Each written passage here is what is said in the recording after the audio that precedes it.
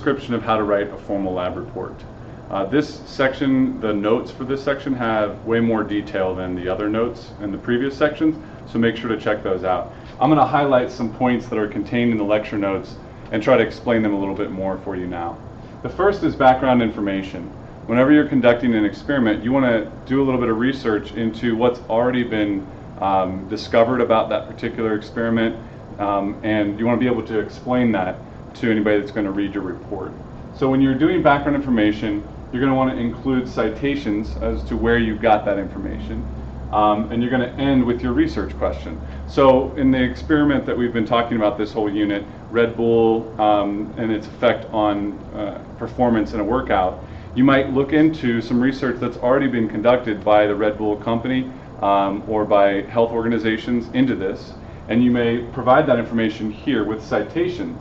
But you're going to want to end with your research question. So that section should end with the research question: to what extent does providing participants with different amounts of Red Bull impact their overall performance in a workout? You're also going to want to talk about the types of data you're planning to collect. You need to collect both quantitative, numerical data, and qualitative or observational data. So quantitative data, you're going to maybe look at how far they run in a given amount of time. And qualitative data, you may look at how exhausted they seem or how energetic they seem. This is numbers, this is observations. Both need to be included in your experiment. And you're going to talk about these ahead of time. Say, I plan to collect quantitative data in this manner. I plan to collect qualitative data in this manner. You're going to need to make a prediction. Remember that the whole purpose of an experiment is to test an idea. And so you're going to have an idea of what outcome you're going to expect. So you need to write a prediction based on what you think will happen. You're then going to sketch that out. So a sketch graph just means it's not actual data, it's simply what you believe will happen. So we can talk more about how to do a sketch graph, but just picture in your head, a graph where you're saying, I think that as you increase Red Bull, you're going to increase performance. That would be a test of the alternative hypothesis, which is labeled H1.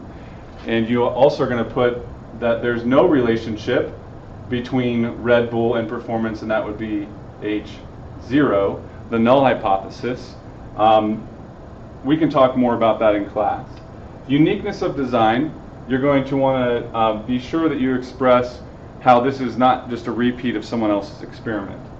You're going to talk about why this is significant. Why should we care about this particular experiment?